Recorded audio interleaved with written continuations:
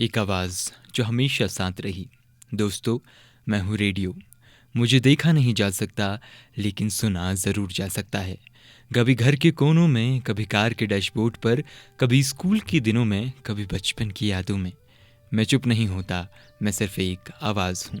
जब दुनिया को देखना मुश्किल था, तब मैं ही था जो दुनिया की खबरें, गाने, कहानियाँ और उम्मीदें लेकर आया।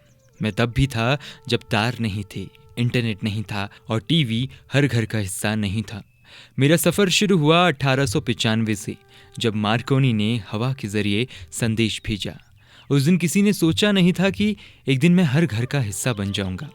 इंडिया में मैं 1923 में आया, बॉम्बे और कोलकाता के रेडियो स्टेशन के साथ, और 1936 में मुझे पहचान मिली आकाशवाणी के नाम से।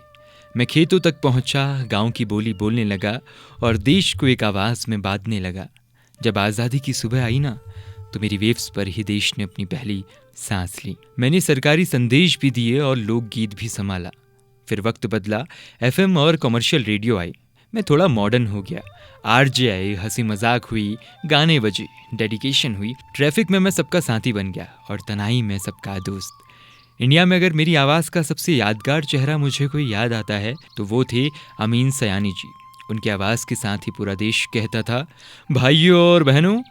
बिना का गीतमाला सिर्फ एक प्रोग्राम नहीं था, वो एक जज्बा था, जहां गाने रैंकिंग से ज़्यादा यादें बन जाते थे।